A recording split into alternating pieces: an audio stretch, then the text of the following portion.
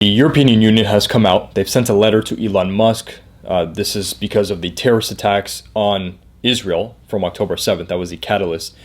They have spoken out. They have told Elon Musk, if you don't get rid of illegal content on X, on Twitter, we're going to use our authoritative capacity in our regional jurisdiction to remove X, to remove Twitter, so that people cannot access that platform any longer. Now, illegal content, we're putting that in quotes, illegal content has not been specified by the European Union. This could be it's painted as a very broad policy.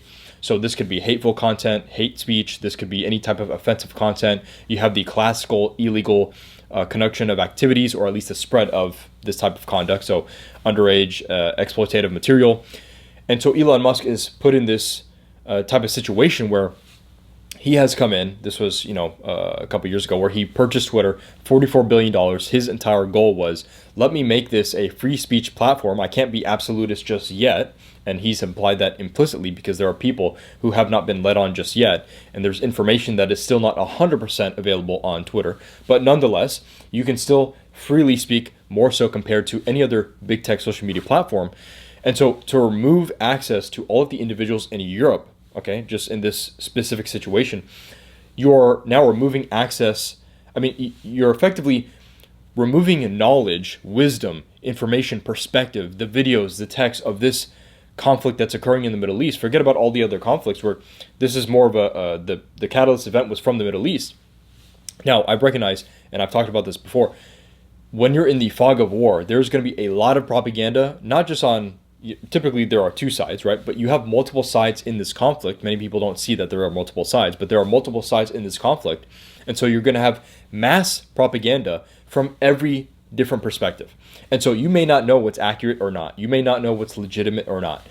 A lot of pictures, a lot of videos may seem real. They may have even been created to be real, just like in Hollywood. They actually use not necessarily like the specific sports car. Maybe they create a model of that car, but it looks real because it's still a real car. It just doesn't function the same way as, let's say, an actual Porsche 911 GT3 RS or whatever. But nonetheless, it may be even real video, real pictures, but it's the opposing side fabricating that imagery to showcase or scapegoat the other side for some type of action or inaction. And so what you have is, of course, you're going to have a lot of disinformation, the intentional spread of wrong information. You're going to have misinformation, the unintentional spread of wrong information. You're going to even have malinformation, which is information that may be true, may be accurate, but it makes you feel bad, right? This is what the US, the Western bureaucracy, has classified as malinformation.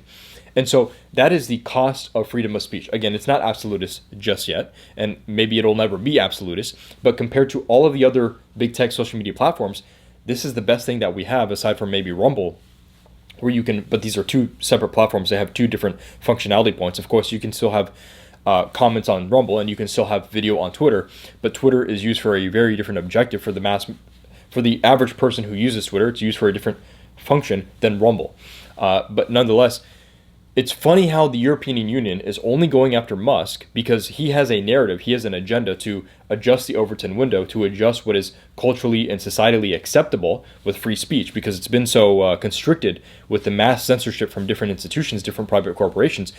The EU is only going after Musk, but they're not going after any of the other big tech social media platforms. We know definitively there is disinformation and misinformation on these other social media platforms, but they are not being targeted because they are part of the same bureaucracy as the European Union. See, Europe in a whole, the UN, the European Union, they are more so tied to the strategic ideologues who puppeteer the Western bureaucracy. The US is still a part of that, make no mistake, but we have a little bit more freedom. There's a little bit more pushback in the United States compared to the European Union, compared to the rest of Europe. The rest of Europe never really had the same ideals. They have British common law, but they never really developed the same ideals that we have here in America.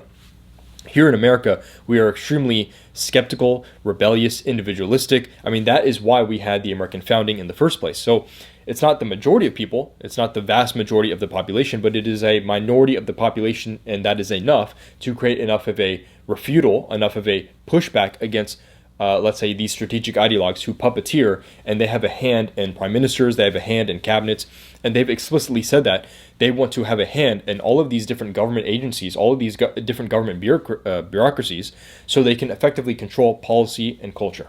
Now, culture affects policy, so they have to control culture first, but they're doing both simultaneously.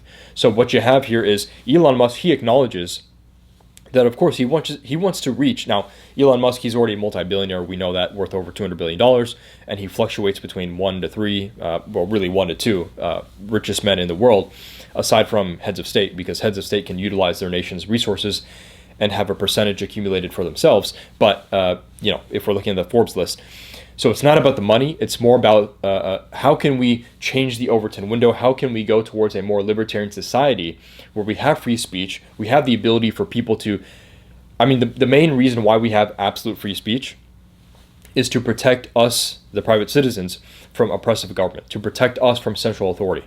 Because central authority can and has and will continue to do so. They can go in, they can manipulate, and they can deceive the public. They can put out their own information. There's a certain narrative that all governments want to espouse to their demographic. If there are other perspectives that are not even challenging that, but indirectly, when you have other perspectives, they are challenging the narrative. But you will, of course, when you have free speech, you'll have narratives, you'll have perspectives that will challenge the main narrative, and that is a threat to the people who are part of the central authority, who want to have their directive, their narrative, their propaganda, their information, their distribution of knowledge and wisdom spouted onto the people.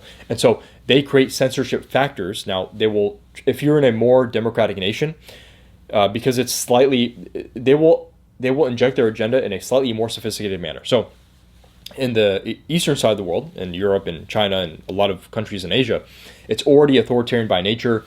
That's the status quo. People have just been born into that establishment. They've been born into that system.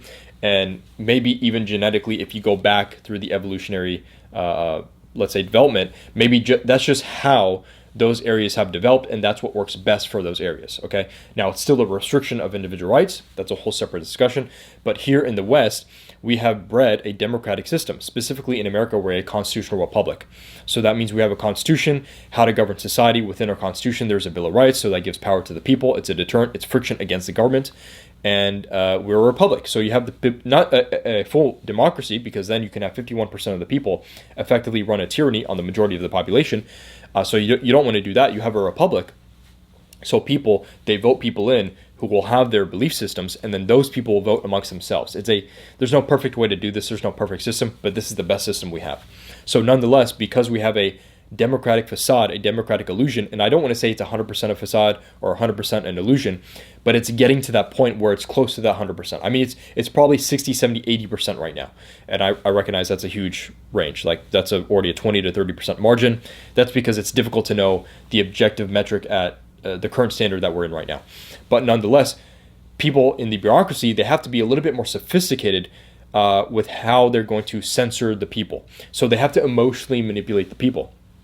They have to present that there's so much misinformation in the scientific community. There's so much information that's costing people lives, which may be fabricated, maybe it's partially true, but nonetheless, it's leverage against the population for the average person to think, well, this is accurate. This information, it's costing people's lives. Like, it's taking away people's lives because they can't get access to the right information, or they got access to the wrong information. They participated in the wrong action or inaction, and that cost them their life. And so you have a lot of people that will come out and they'll support that type of censorship because they're being emotionally manipulated and deceived. They're being emotionally manipulated. Let me slow down my words. They're being emotionally manipulated, but at the same time, they're being deceived by false statistics, false data, false information. They themselves they're a recipient to disinformation. The government is giving them disinformation, and thus they're falling victim to the whole idea of, we don't want mis or disinformation, but they're receiving dis or misinformation to even come to a conclusion to censor dis or misinformation.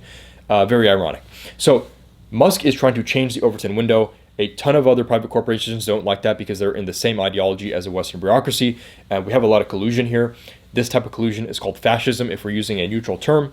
I know people typically refer to fascism as National Socialism, but National Socialism, relative to each other at the time in the 30s and the 40s,